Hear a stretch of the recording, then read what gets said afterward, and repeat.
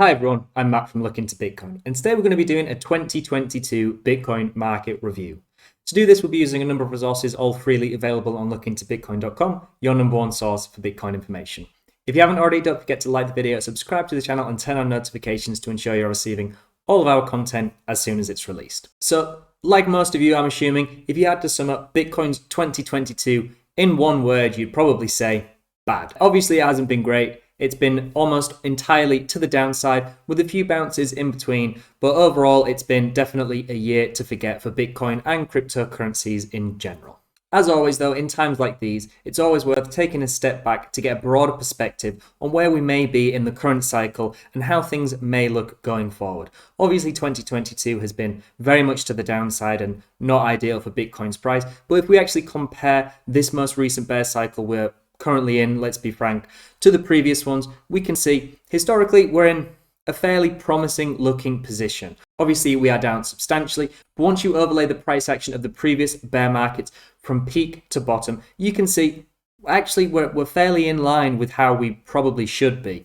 If we look at the green cycle here, this was the first Bitcoin bear cycle. This orange cycle here, the 2018-2019 bear cycle, and this red line here is the 2015 bear cycle. And we can see we're actually lining up pretty much right smack in the middle of these bear cycles. So even though we are currently experiencing a bear cycle that has been 3 days longer than Bitcoin's previous longest bear cycle, in terms of actually logarithmic and percentage gains, this is actually the furthest down we've actually ever been. So again, not great, but if we actually look at this with some perspective, this is a fairly promising indication that if we haven't already bottomed, we're probably fairly close to bottoming. And it might be a tad early to start getting too optimistic, but chances are, and hopefully 2023 will be a little better for everyone.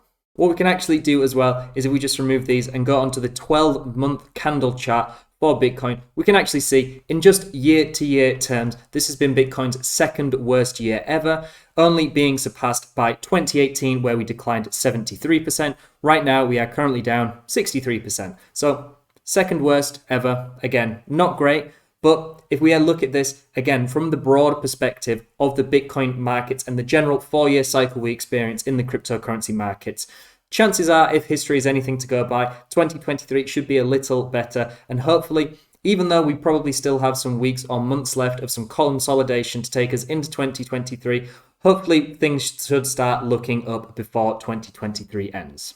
So if we just go on to lookintobitcoin.com for some more on-chain, market cycle, and fundamental charts, we can look at the Bitcoin profitable days chart to see at what point, if you purchase Bitcoin, would you currently still be in a profit. And for almost all of 2022, a purchase of Bitcoin would currently be at a loss. Apart from a few days here, just as Bitcoin potentially found a local bottom in price, it's been a very much downwards price action year, and most accumulation during this time is currently sat at a loss.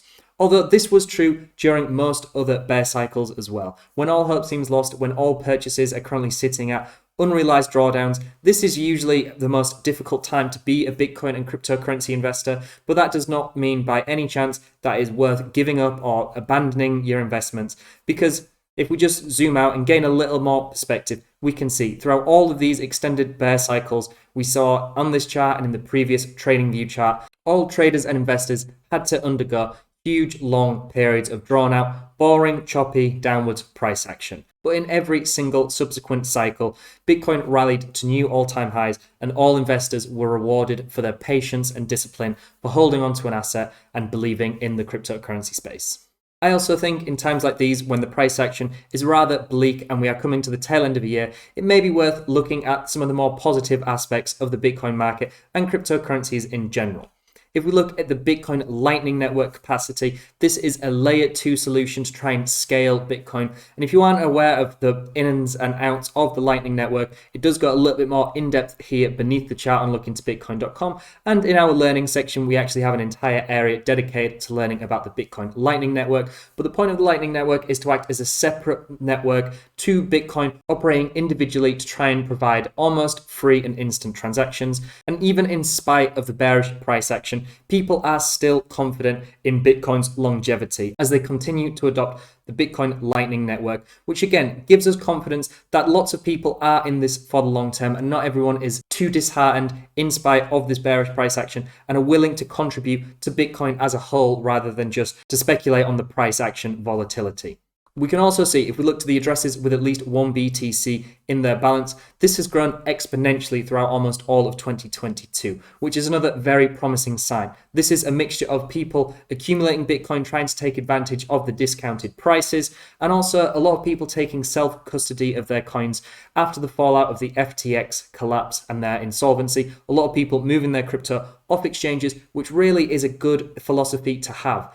Bitcoin is based on the fact that we should be trying to achieve financial freedom, and having self-custody of your own keys, of your own Bitcoin, is really the best way to go about this. It removes any risk of exchange insolvency and third-party risk in that regard, as well as preventing the possibility for any financial censorship or bank issues you may experience. So this is very promising to see that, again, even despite of the bearish price action and the downwards year we've had, people continue to accumulate and believe in the asset class. And once again, the Bitcoin hash rate, which we can see here, apart from the past few weeks, which has decreased a little bit, for the almost vast majority of 2022, the Bitcoin hash rate has increased exponentially, which again, very promising. If miners are willing to invest in the resources and hopefully renewable energies to secure the Bitcoin network and receive mining rewards for doing so, then this increases Bitcoin's long-term chance of success. If people, again, aren't just speculating on the short-term price action and are really investing for the long term, this is only good for Bitcoin. And of course, with the Bitcoin hash rate increasing, it also increases the security of the network as well. So it's a two-factor benefit that we can really appreciate. So if we take a step back and look at this through a broader perspective, price action, of course, hasn't been great, and it's not been a great time to be a Bitcoin investor. But if history is anything to go by, we probably have, or if not, are probably quite close to a bottom in price. And there's very bullish other external factors going on behind the scenes. Lightning Network adoption, retail accumulating, miners investing. These are all very bullish things for the next few cycles we see in Bitcoin. So even as things seem so bleak and our investments may be down, right now this probably isn't a bad time to accumulate, especially if you believe in the asset class, as it still has so much potential to fulfill. So just to summarize, 2022 has been the second worst year ever for Bitcoin if we're just going from a 1st of January to 31st of December perspective. But Bitcoin's decline from our 2021 peak just about falls in line with previous Bitcoin bear markets in both terms of duration and percentage decline. We can also see fundamental factors within the cryptocurrency scene have likely played a large role in the price action of Bitcoin. Funds going bankrupt and exchanges going insolvent are never good for price, and Bitcoin has also never had to endure a drawn-out decline in traditional markets. Right now, as traditional equities and markets are down considerably and rumors of recession loom, obviously this could be drawn out and we may still be in the early stages of a longer recessionary bear market, but ultimately, all things considered, Bitcoin isn't doing terrible. I think if you'd have told most people at the tail end of 2021, where we were near all-time highs, all the things that would have gone wrong for Bitcoin and cryptocurrencies this year, as well as all things that have gone wrong in traditional markets and global economies as a whole, I think if you told them that in spite of all of this, we're still in line with Bitcoin's previous bear markets in terms of duration and price decrease, it wouldn't be the worst thing. Obviously, the best thing to improve sentiment amongst Bitcoin and cryptocurrencies would be a much better 2023 with some further upside in price. But as we said, things behind the scenes are growing and increasing and improving every day. And if you're in this for the long term, then if anything, this is just an opportunity to try and accumulate some discounted BTC. If you like this video, then please visit lookintobitcoin.com, where you can also consider becoming a site subscriber to gain access to live charts, in-depth newsletters, indicator alerts, private TradingView scripts, and more, all for a fraction of the standard industry price. Let me know what your thoughts are on the 2022 we've just had, and let me know what you think 2023 might bring. I look forward to reading and replying to all of your comments and tweets. Thank you very much for watching, and I'll see you in the next one.